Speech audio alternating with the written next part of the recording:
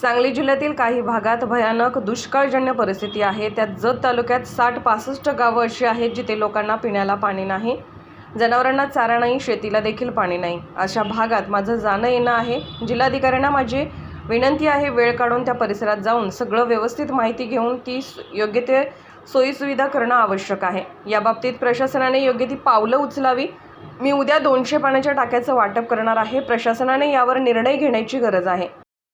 सांगली जिल्ह्यामध्ये काही भागामध्ये दुष्काळाची भयावह परिस्थिती आहे। त्यामध्ये जत तालुक्यातील पूर्व भागातील 65 ते 67 गावं अशी आहेत की जिथं पिण्याला पाणी नाही, जनावराला चारा नाही, शेतीच्या पाण्याचा तर विशेष येत नाही। आता जवळपास 93 टँकर तिथं सुरू आहेत। तर मी तिथं त्या भागात अधूनमधून सारखं माझं जाणं येणं होतं आहे। लोकांच्याकडे टँकर आला तर पाणी साठवून ठेवण्यासाठी व्यवस्था नाही, तिथं वाड्या वस्त्यावरती पाण्याच्या टाक्या नाहीत, अशी सगळी परिस्थिती तिथं निर्माण झालेली आहे। माझी विनंती आहे माननीय जिल्हाधिकारी महोदयांना, त्यांनी वेळ काढून तिथं त्या परिसरात जाऊन सगळी व्यवस्थितपणे माहिती घेऊन त्यांना चाऱ्याच्या बाबतीमध्ये आता सुविधा करणं तात्काळ आवश्यक आहे। त्या बाबतीमध्ये प्रशासनानं योग्य ती पावलं उचलावी, सरकारशी त्या पद्धतीनं प्रशासनानं बोलावं। मी स्वतः त्या परिसरामध्ये उद्या 200 पाण्याच्या टाक्यांचं वाटप आम्ही वाड्या वस्तीवरती करतोय की जेणेकरून तिथल्या वस्तीवरच्या लोकांना तिथं पाणी काही काळापुरतं साठवून ठेवता येईल। तशी परिस्थिती नाही। माननीय जिल्हाधिकारी महोदयांनी कोणत्या बेसवरती हे स्टेटमेंट केलं हे मला माहीत नाही, परंतु तिथं आता चाऱ्याची खूप अडचण आहे आणि प्रशासनानं तात्काळ या सगळ्या विषयावरती काहीतरी निर्णय घेण्याची आवश्यकता आहे।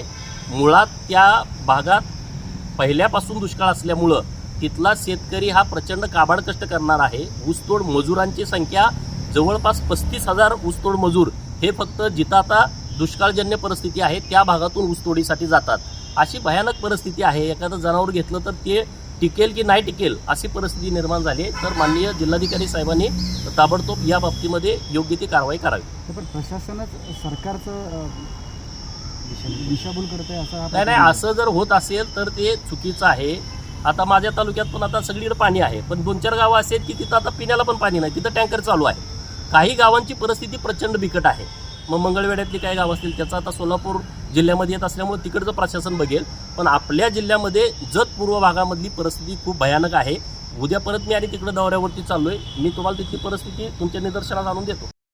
जिल्हा मध्यवर्ती सहकारी बँकेच्या संदर्भात गेल्या 5-6 वर्षात सातत्याने घोटाळे बाहेर येत आहेत। सहकारातून शेतकऱ्यांना मदत झाली पाहिजे, त्यांना सहज आणि सुलभ कर्ज उपलब्ध झालं पाहिजे, सरकारच्या सुविधा सोयी शेतकऱ्याला मिळाल्या पाहिजे, पण सांगली जिल्हा मध्यवर्ती बँकेचे घोटाळे सारखे बाहेर येत आहेत। 19/4/2024 सहकार आयुक्तांचं पत्र आहे। डॉक्टर प्रिया दरणार यांची नियुक्ती केलेली आहे। जवळपास 50 कोटी रुपये जो काही चुकीचा फ्रॉड झालेला आहे त्याची जबाबदारी निश्चित करणं आणि त्यांच्यावर कारवाई करणं गरजेचं आहे।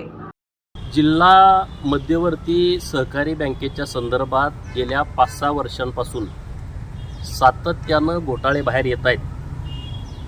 सहकारातून शेतकऱ्यांना मदत झाली पाहिजे, त्यांचा आर्थिक परिस्थिती सुधारली पाहिजे, त्यांना सहज आणि सुलभ कर्ज उपलब्ध झालं पाहिजे, किंवा सरकारच्या काही सुविधा आहेत, सरकारची काही अनुदान आहेत, ते सहजरित्या जिल्हा मध्यवर्ती बँकेच्या माध्यमातून शेतकऱ्याला मिळायला पाहिजेत। परंतु सांगली जिल्हा बँक आहे, या बँकेच्या माध्यमातून अनेक घोटाळे सातत्यानं उघड होत आहेत। मी स्वतः विधान परिषदेमध्ये या बाबतीमध्ये तारांकित प्रश्न उपस्थित केला होता। 88ची चौकशी सुरू आहे आणि आता 19/4/2024चं पत्र आहे सहकार आयुक्तांचं, आणि डॉक्टर प्रिया दळणर यांची नेमणूक केलेली आहे की जवळपास 50 कोटी रुपये जो काही फ्रॉड झालेला आहे चुकीच्या पद्धतीनं त्याची जबाबदारी निश्चित करणं आणि त्यांच्यावरती कारवाई करणं। आता तर शाखांच्यामधून मोठा भ्रष्टाचार झाल्याचं उघड झालेलं आहे। फक्त 6 शाखाची माहिती समोर आलेली आहे। जवळपास 219 शाखा सांगली जिल्हा मध्यवर्ती बँकेच्या सांगली जिल्ह्यामध्ये आहेत। जर 6 शाखांमध्ये इतक्या कोटीचा घोटाळा झाला असेल तर अन्य शाखांची चौकशी केल्यानंतर काय परिस्थिती होईल। आणि म्हणून आपल्या माध्यमातून मी सहकार आयुक्त असतील, सहकार मंत्री असतील यांच्याकडं अशी मागणी करतोय की आता जो घोटाळा झाला आहे त्याची चौकशी तुम्ही जिल्हा बँकेच्या अधिकाऱ्यांच्याकडून करताय। अरे हे कुंपणच शेत खातं आहे, वरिष्ठ पदाधिकारी, बँकेचे चेअरमन, व्हाईस चेअरमन, संचालक हे घोटाळा करतायत आणि त्यांच्या पावलावरती पाऊल ठेवून आता अधिकारी घोटाळा करायला लागलेले आहेत, कर्मचारी घोटाळा करायला लागलेले आहेत. आणि मग तुम्ही त्यांच्याकडून त्यांची चौकशी करण्यात काही उपयोग नाही, तर सहकार खात्याच्या वरिष्ठ अधिकाऱ्यांकडून या सगळ्या बाबतची चौकशी नीटपणे झाली पाहिजे. सांगली जिल्हा मध्यवर्ती बँकेचं संचालक हे पूर्णपणे कायद्याचा गैरवापर करून चुकीच्या पद्धतीनं कर्ज वाटप असतील किंवा आणखी काही भानगडी असतील तर ते सगळे करतायत. तर हे संचालक मंडळ बरखास्त करावं आणि प्रशासक या बँकेवरती यावा अशी मागणी मी माननीय सहकार मंत्री महोदयांच्यावर करतोय. खरं तर त्यांनी हा विषय अत्यंत गंभीरपणे घ्यायला पाहिजे, नाहीतर कुठल्या नेत्याचं नेतृत्वाखाली बँक आहे मग ते काय म्हणतील असल्या कुठल्याही भानगडीत न पडता त्यांनी तात्काळ या विषयाकडं गांभीर्यानं लक्ष दिलं पाहिजे. माननीय जिल्हाधिकारी सांगली यांची जबाबदारी खरं यामध्ये आहे, कारण हे सरकारी अनुदान आहे जे दुष्काळीग्रस्त शेतकऱ्यांना मिळतं, जे अवकाळीचं अनुदान मिळतंय, विम्याचं अनुदान मिळतंय, तर हा सरकारी पैसा आहे आणि तो बँकेमध्ये होता. एक तर तो शेतकऱ्याला मिळाला पाहिजे होता, जर शेतकरी तिथं आले नसतील तर तो सरकारकडे परत जायला पाहिजे होता.